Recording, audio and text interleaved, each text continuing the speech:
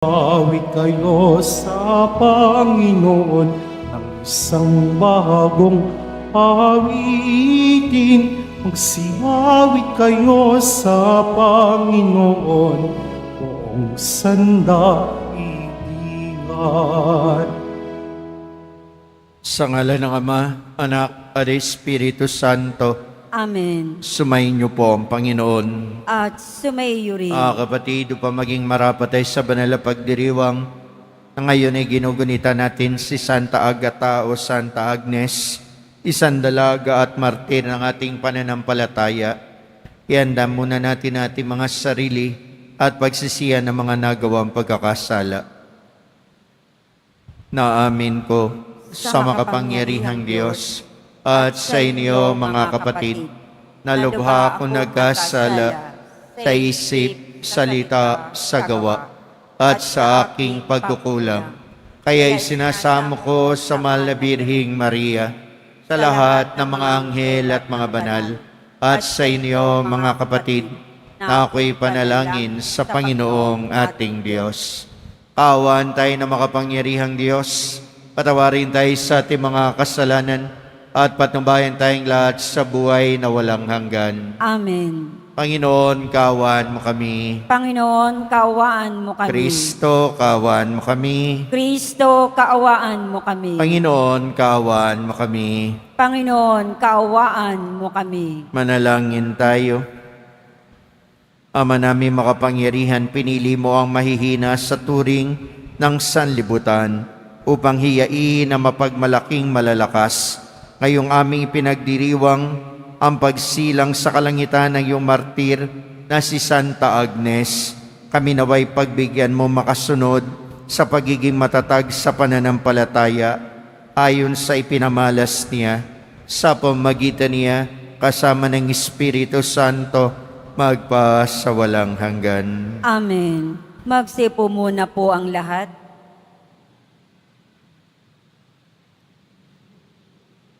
Pagbasa mula sa sulat sa mga Hebreo.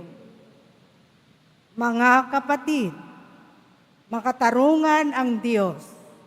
Hindi niya lilimutin ang inyong ginawa at ang pag-ibig na inyong ipinakita at hanggang ngayon ipinakikita sa paglilingkod ninyo sa inyong mga kapwa Kristiyano.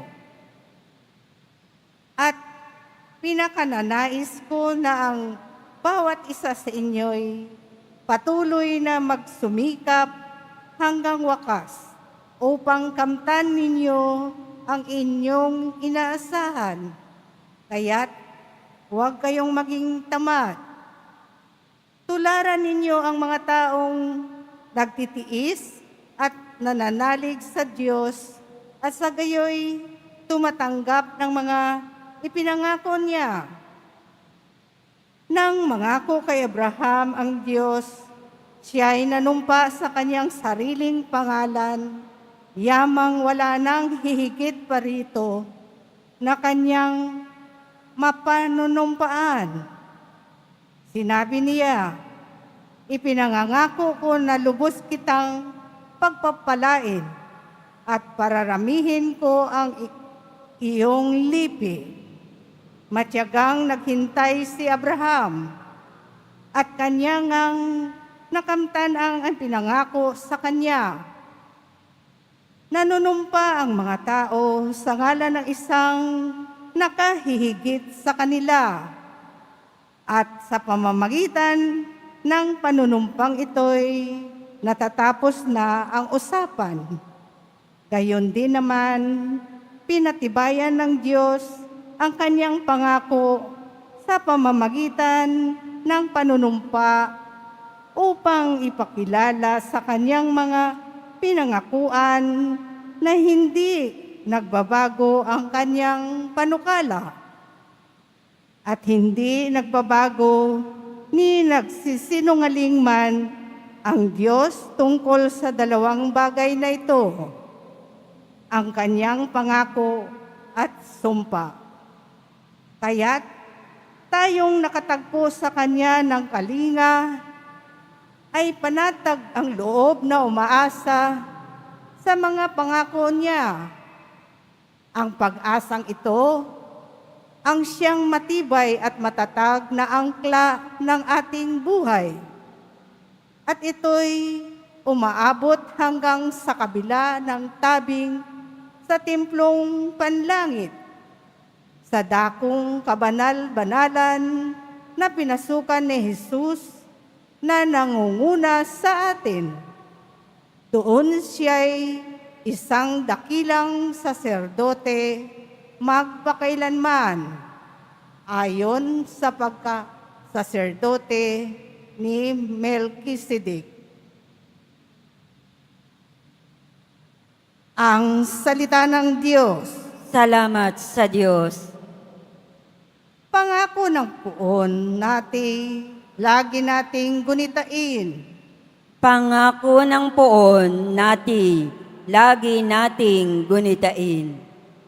Buong puso siyang pasasalamatan, aking pupurihin sa gitna ng bayan, kasama ng mga lingkod na hinirang.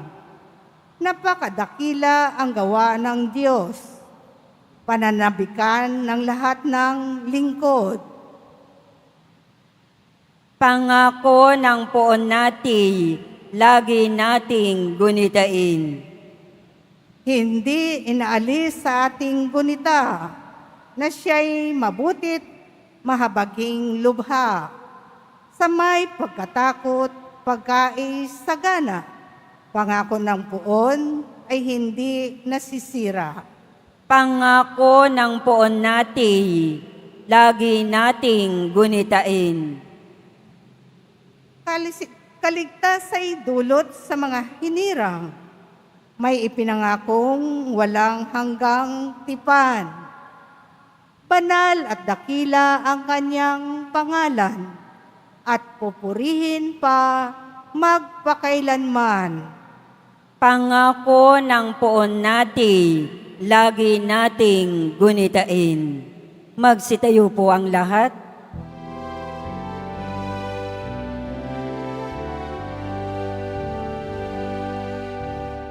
Hallelujah, Hallelujah,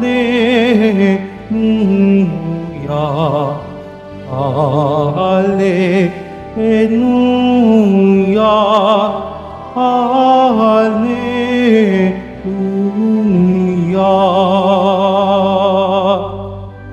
Diyos Ama ni Jesucristo, kami ay niwanagan mo at tutugon kami sa iyo. Hallelujah, Hallelujah,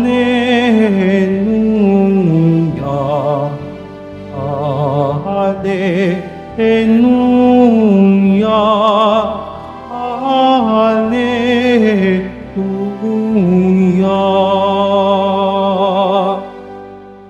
Sumayin niyo po ang Panginoon. At sumayo rin. Ang pagbasa sa mabuting balita ng Panginoon ayon kay San Marcos. Papuri sa iyo, Panginoon. Sang araw ng pamamahinga, naparaan si Jesus at ang kanyang mga alagad sa tabi ng triguhan. Habang daay nangingitil ng uhay ang mga alagad, kaya't sinabi ng mga Pariseo kay Jesus, "Tignan mo ang ginagawa ng iyong mga alagad. Bawal yan kung araw ng pamamahinga." Sinagot sila ni Jesus, "Hindi pa ba ninyo nababasa ang ginawa ni David nung si Abiatar ang pinakapunong saserdote at nang siya at ang kanyang mga kasamay magutom at walang makain, pumasok siya sa bahay ng Diyos at kumain ng tinapay na handog sa Diyos. Ayon sa kautusan, ang mga saserdote lamang ang may karapatang kumain yon. Ngunit kinain yon ni David at binigyan pa ang kanyang mga kasama." Sinabi pa ni Jesus, "Itinakda ang araw ng pamamahinga para sa kabutihan ng tao. Hindi nilikha ang mga tao para sa pamamahinga. kaya't maging ang araw ng pamamahinga ay nasa ilalim ng kapangyarihan ng anak ng tao. Ang mabuting balita ng ating Panginoon. Pinupuri ka namin, Panginoong Heso Kristo. Magsiupo mo ng lahat. Magandang umaga po sa inyong lahat at sa lahat na nanonood sa atin sa mga social media platform natin. Ang ipinagdiriwang natin ngayong banal ay si Santa Agnes. Kung tatanungin tayo, ano ba ang mas marapat? To do the things that is right or to do the things that must have love or to do things with love? Ano ba ang marapat? Gawin mo ang mga bagay-bagay dahil ito ang tama o gawin mo ang mga bagay-bagay dahil ito ang mahalaga o dahil may pagmamahal? Kukunin natin ang buhay ngayon ni Santa Agnes. Sa edad na 12 anyos, alam natin na si Santa Agnes ay isang birhen, isang martir. Inalay ang kanyang sarili sa Diyos. Pinili niya ang gawin ang bagay na mahalaga o may pagmamahal kaysa mga bagay na tama. Ano ba ang tama nun sa panahon niya? Ang tama sa panahon niya nun ay iligtas ang kanyang sarili. Bakit ililigtas? Paano ililigtas?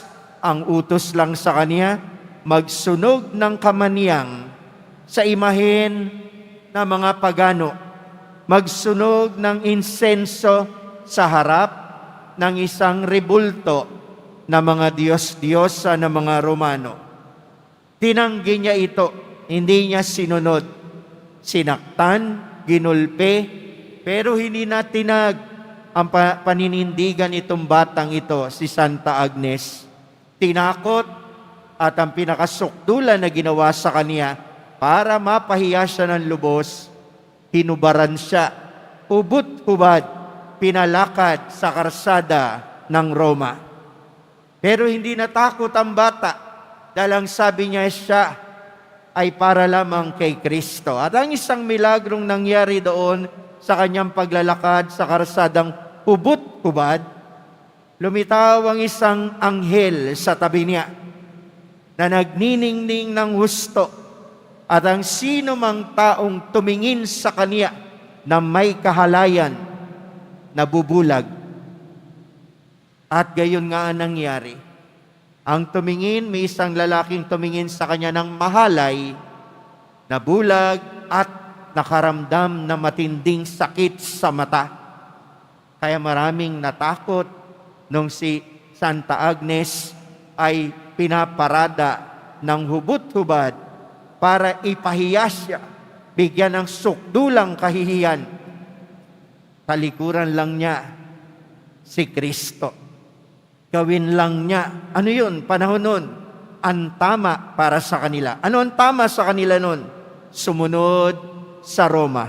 Sumunod sa mga kinatawan ng Roma. Sumunod sa emperor. At pag sumunod ka, yun ang tama. Pero hindi yun ang ganyang ginawa. Anong sinunod ni Santa Agnes?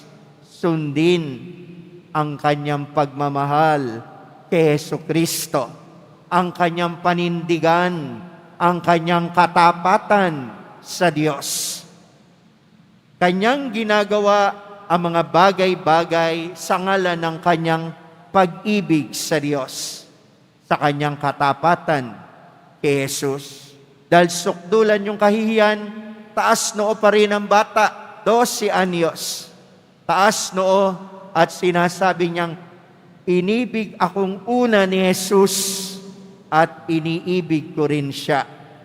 Binibigay ko ang sarili ko sa kanya at sa galit ng emperor, isang tagpas, isang taas ng itak, pinalako lang kanyang ulo, patay ang bata. Ginawa ang bagay hindi tama. Ginawa ang mga bagay-bagay dahil sa pag-ibig niya at katapatan sa Diyos. Ito yung hamon sa atin ngayon. Probably we do things because it is right. Pero kailangan din natin isipin maigi na may mga gagawin tayong hakbang sa buhay natin sa ngalan ng pag-ibig. At yan ang pag-ibig natin sa Diyos, maging sa pamilya. Ano halimbawa? Kayong mga magulang, anong halimbawa sa inyo? Ano ba ang tama para sa inyo, mga magulang? Hindi ba kung malaki na ang anak mo, bahala na siya. Ang uso ngayon, praktikal. Praktikal at yung tama, sabi natin. Pero kayong mga magulang, bakit kahit malaki na ang anak nyo? Bakit kahit matitigas ang ulo? Bakit kahit sumasagot sa inyo? Kahit na hindi kayo sinusunod? Bakit marami kayong ginagawa pa rin sa ngalan ng pag-ibig sa kanila? Bakit pa rin nyo sila tinutulungan? Bakit pa rin nyo sila ginagabayan? Bakit nyo pa rin sila inaasikaso? Kahit ang anak mo nagdadabog sa iyo, bakit pinagluluto mo pa rin ang ulam? Kahit yung anak mo nagbubulakbol, binibigyan mo pa rin ng baon. Bakit? It's not because it is right. It is because you love your son or daughter. May mga bagay tayong ginagawa. At ang totoo niyan, maraming magulang ang nagbubulag-bulagan dahil ang ginagamit nilang paningin, hindi ang kanilang mata. Nagbubulag-bulagan, hindi nakikita ang mali ng anak dahil ang kanyang ginagamit lagi ay ang pagtingin ng kanyang puso. Kaya kahit sinasabi ng ibang tao, yang anak mo ganito, hindi mo nakikita. Bakit hindi mo nakikita?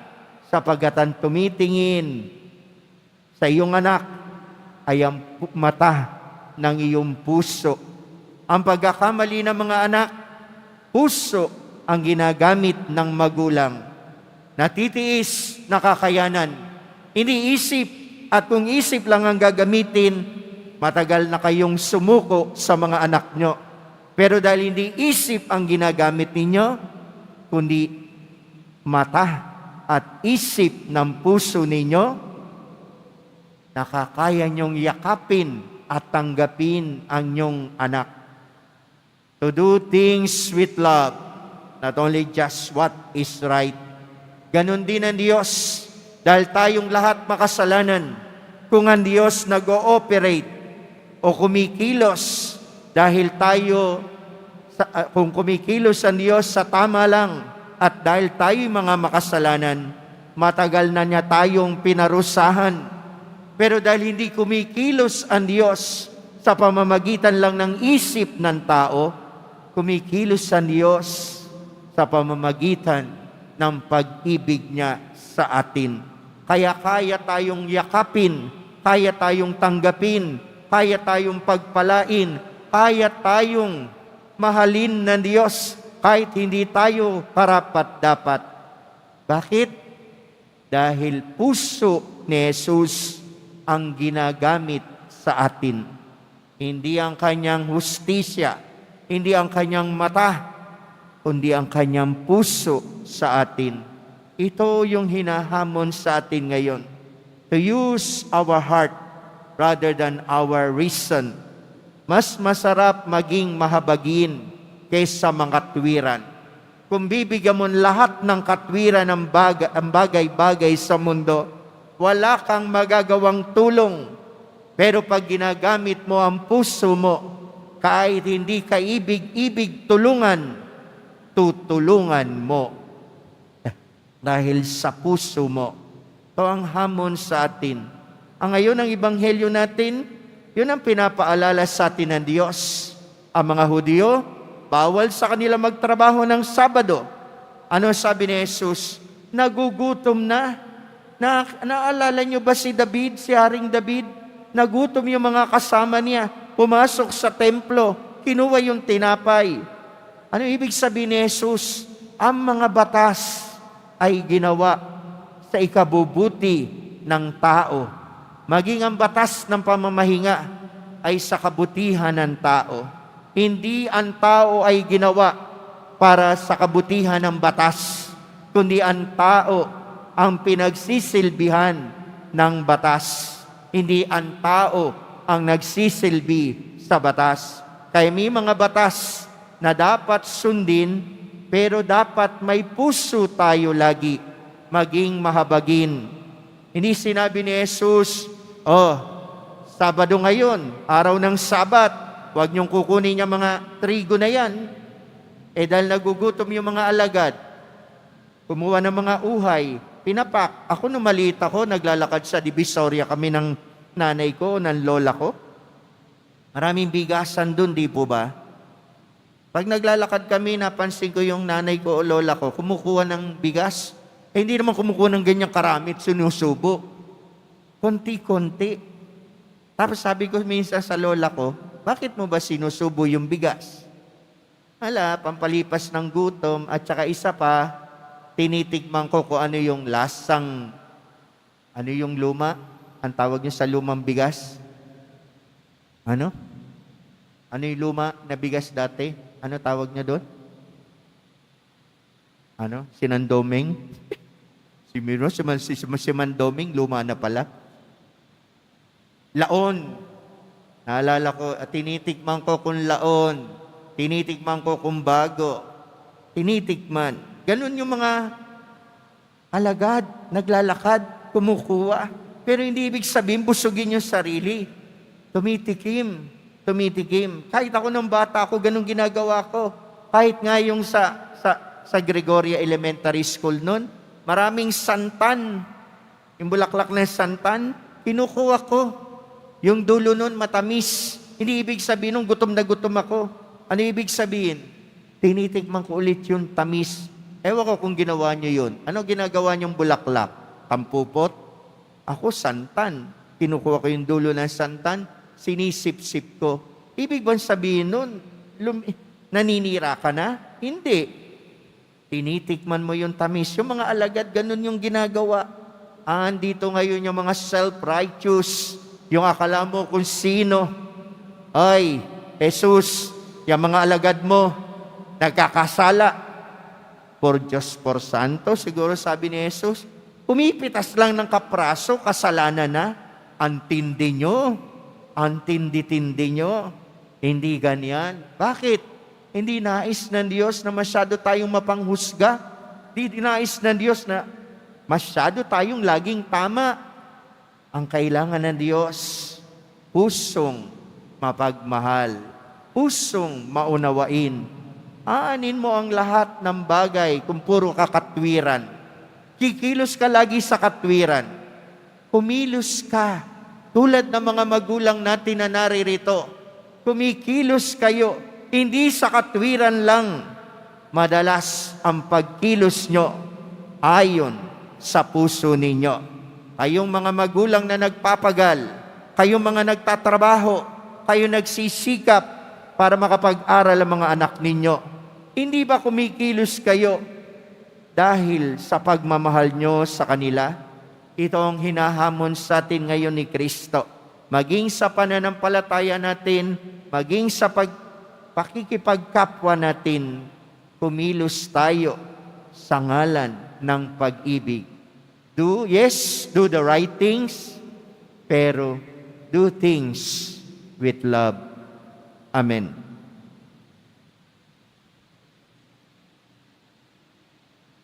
Magsitayo po ang lahat.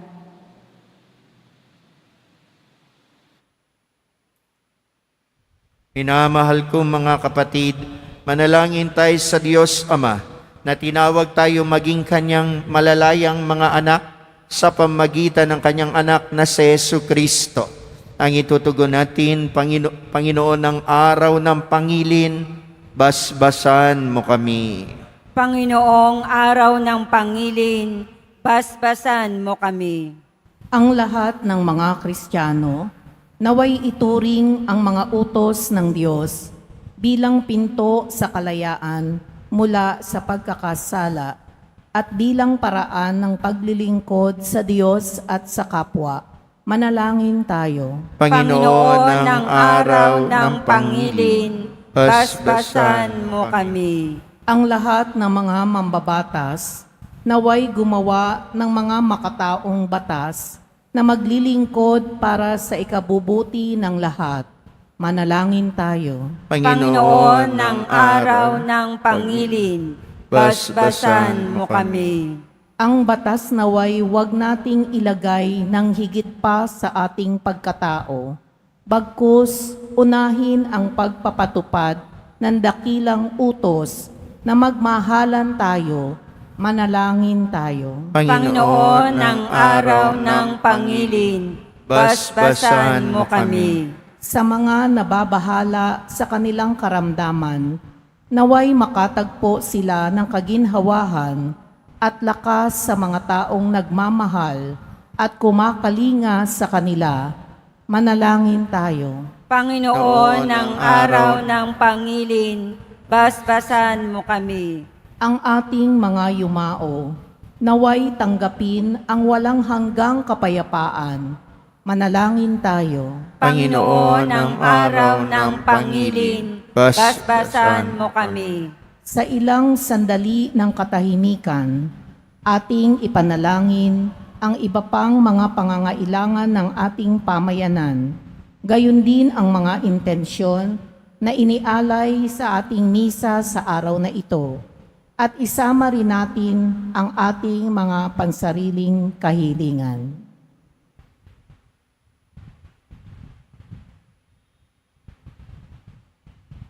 Manalangin tayo. Panginoon ng araw ng pangilin, basbasan mo kami. Panginoong Diyos, naway maging paanyaya sa amin ang bawat batas mo upang mahalin at paglingkuran ang aming kapwa upang sila'y unawain, igalang, gabayan, at maging amin ring gabay. Niling namin ito sa pamagitan ni Kristong aming Panginoon. Amen. Magsiupo munang lahat.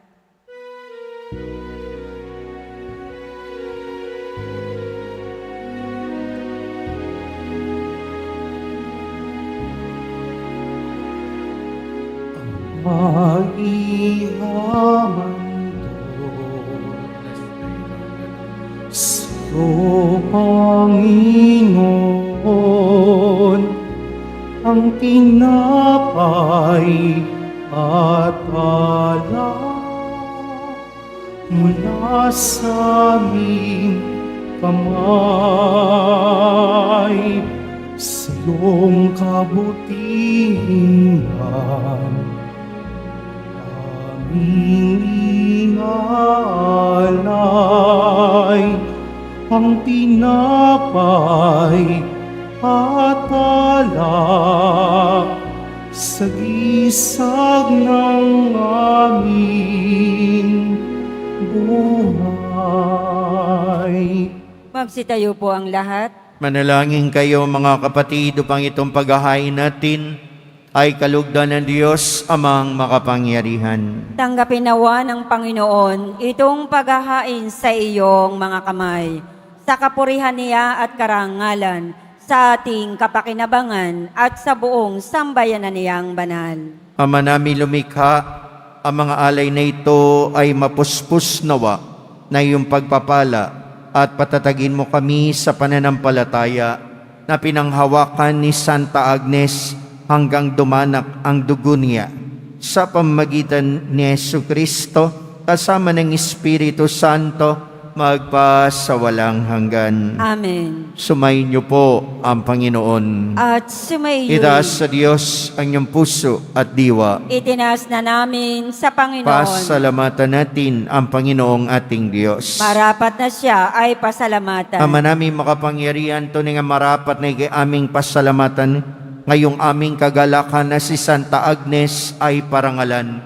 Siya'y kapanalig naming may paninindigan na ikaw ay ipahayag kahit siya'y mamatay, sapagkat minarapat mong kanyang matularan ay yung anak na naghain ng sariling buhay. Tulad na naganap sa iyong anak, ang dugo ng mga martir ay dumanak, hindi dahil sa katatagang likas, kundi dahil sa iyong bigay na lakas. Kaya kaisa ng mga anghel na nagsisiawit ng papuri sa iyo, na walang humpay sa kalangitan, kami nagbubunyi sa iyong kadakilaan. Santo, Santo, Santo, Panginoong Diyos ng mga hukbo, napupuno ang langit at lupa ng kadakilaan mo, o sana sa kaitaasan. Pinagpala ang naparirito sa ngalan ng Panginoon, o sana sa kaitaasan. Magsilud po ang lahat. Ama naming banal, ikaw ang bukal ng tanang kabanalan, kaya't sa pamagitan ng Espiritu, banal ang mga kaloob na ito, pampara sa amin ay maging katawan at dugo ng aming Panginoong Yesu Kristo. Bago niya pinagtiis ang kusang loob maging handog, nawa kaniya ang tinapay, pinasalamatan kaniya, pinaghati-hati niya yun, iniabot sa kanyang mga alagad at sinabi, tanggapin ninyong lahat ito at kanin. Ito ang aking katawan na ihahandog para sa inyo.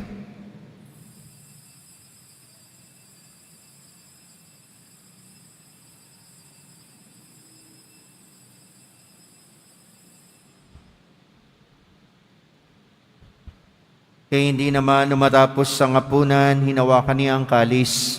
Muli kanyang pinasalamatan. Iniabot niyang kalis sa kanyang mga alagad at sinabi, tanggapin ninyong lahat ito at inumin. Ito ang kalis ng aking dugo, ng bago at walang hanggan tipan. Aking dugo na ibubuhos para sa inyo at para sa lahat. Sa ikapagpapatawad ng mga kasalanan, gawin ninyo ito sa pag-alaala sa akin.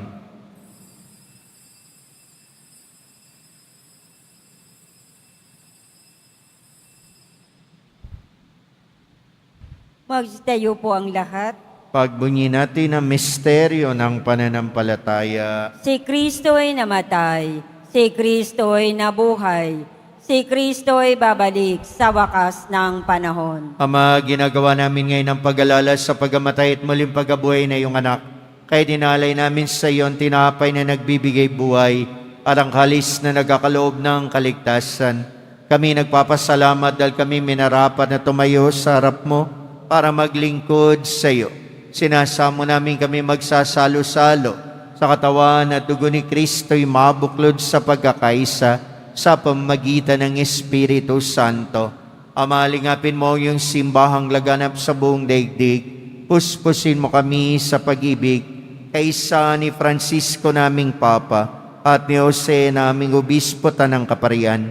Alalahanin mo rin ang mga kapatid naming nahimlay, may pag-aasang sila'y muling mabubuhay. Gayon din ang lahat ng mga pumanaw. Kawan mo sila't patuloyin sa iyong kaliwanagan. Kawan pangindapating kaming lahat na makasalo sa iyong buhay na walang wakas. Kaisa na mahal na Birheng Maria, Ina ng Diyos, ng kabiyak niyang puso na si San Jose. Kaisa ng mga apostol, ni San Juan Bautista at lahat ng mga banal, ni Santa Agnes na namuhay dito sa daigdig ng kalugod-lugod sa iyo. May pagdiwang nawa namin ang pagpupuri sa ikararangal mo sa pamagitan ng iyong anak na aming Panginoong Yesu Kristo. Sa pamagitan ni Kristo, kasama niya at sa Kanya, lahat ng parangal at papuri ay sa iyo. Diyos sa makapangyarihan, kasama ng Espiritu Santo, magpasawalang hanggan. Amen. Sa tagubilin na nakagaling na utos sa turo ni Jesus na Panginoon natin at Diyos, pahayag po natin ang lakas loob. Ama namin, sumasalangit ka, sambahin ang ngalan mo, mapasa amin ang kaharian mo. Sundin ang loob mo dito sa lupa para na sa langit. Bigyan mo kami ngayon ng aming kakanin sa araw-araw at patawarin mo kami sa aming mga sala para ng pagpapatawad namin sa nagkakasala sa amin. At huwag mo kaming pahintulot sa tukso, adi-adihan mo kami sa lahat ng masama. Niling namin kami adiya sa lahat ng masama, pagkalooban ng kapayapaan araw-araw, iligtas sa kasalanan, at ilayo sa lahat ng kapahamakan, samantalang aming pinananabikan ng dakilang araw ng pagpapahayag ng tagapagligtas naming si Jesu Kristo. Sapagkat iyo ang kaharian, at ang kapangyarihan, at ang kapurihan magpakailanman. Amen. Panginoong Kristo, sinabi mo sa iyong mga apostol, kapayapaan ang iniiwan ko sa inyo. Aking kapayapaan ang ibinibigay ko sa inyo. Tunghayan mo ang aming pananampalataya at huwag ang aming mga pagkakasala. Pagkalooban mo kami ng kapayapaan at pagkakaisa ayon sa iyong kalooban, kasama ng Espiritu Santo, sa walang hanggan. Amen. Ang kapayapaan, pag-ibig na mahal na pong Jesus Nazareno, nawa ay laging sumayinyong lahat. At sumaiyo rin. Magbigayan kayo't magangad ng kapayapaan sa isa't isa. Peace be with you. Peace be with you. Peace be with you. Kordero ng Diyos, Na nag-aalis ng mga kasalanan ng sanlibutan, maawa ka sa amin. Kordero ng Diyos na nag-aalis ng mga kasalanan ng sanlibutan, maawa ka sa amin. Kordero ng Diyos na nag-aalis ng mga kasalanan ng sanlibutan, ipagkaloob mo sa amin ang kapayapaan. Magsilod po ang lahat. mga kapatid, naririto si Jesus, ang Kordero ng Diyos, ang nag-aalis ng kasalanan ng sanlibutan. Ang Diyos na lubhang nagmamahal sa atin. Ang Diyos na lagi nagpapatawad at nagbibigay lakas sa atin.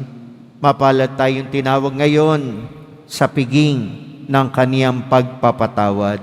Panginoon, hindi ako karapat-dapat na magpatuloy sa iyo, ngunit sa isang salita mo lamang ay gagaling na ako. Na maingatan tayong lahat ng katawan at dugo ni Kristo tungo sa buhay na walang hanggan. Amen.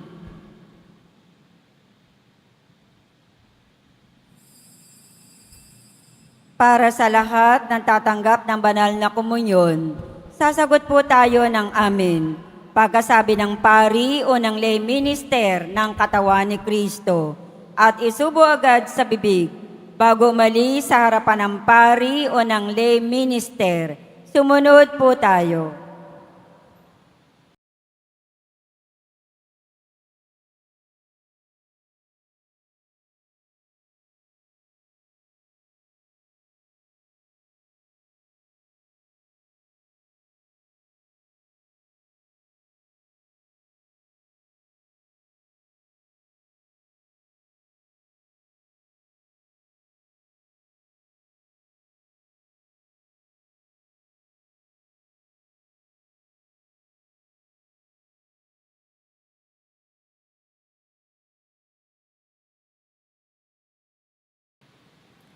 Manalangin tayo. Ama naming mapagmahal, pagkatanggap namin sa banal na pakikinabang, iniling namin sa pagtulad namin sa katatagan ni Santa Agnes, kami naway pagindapatin magkamit ng gantimpalang walang maliw para sa pananatiling matapat sa pamamagitan ni Jesucristo kasama ng Espiritu Santo sa walang hanggan. Amen. Pagbabasbas, sumayin niyo po ang Panginoon. At sumaiyo rin. Mahal na pong Jesus Nazareno, inihayag mo sa pamamagitan ng krus ang walang maliw na pag-ibig ng Diyos sa sangkatauhan. Pakinggan mo ang kahilingan lalo na para sa mga nangangailangan na iyong tulong at awa. Makakamtanawa namin na iyong kasagutan na may utang na loob na tinatanaw. Basbasan din po ninyo ang mga dala nila.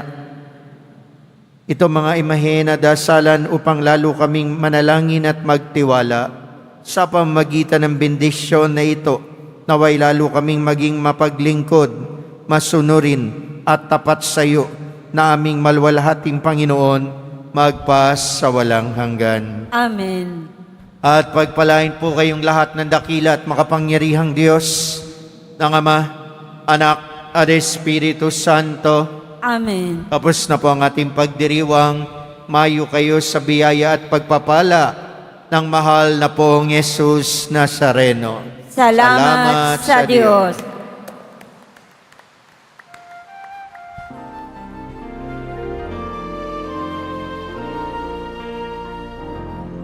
West Padre Jesus Nazareno, sinasamba ka namin. Inipinto ka namin, aral mo ang aming buhay at kaligtasan. Cristo Padre Jesus Nazareno, iligtas mo kami sa kasalanan. Ang krus mong kinamatayan ay sagisag ng aming kaligtasan. Nuestro Padre Jesus Nazareno, dinarangal ka namin. Nuestro Padre Jesus Nazareno, walhati ka namin. Nuestro Padre Jesus Nazareno, dinarangal ka namin. Nuestro Padre Jesus Nazareno, inuwalhati ka namin.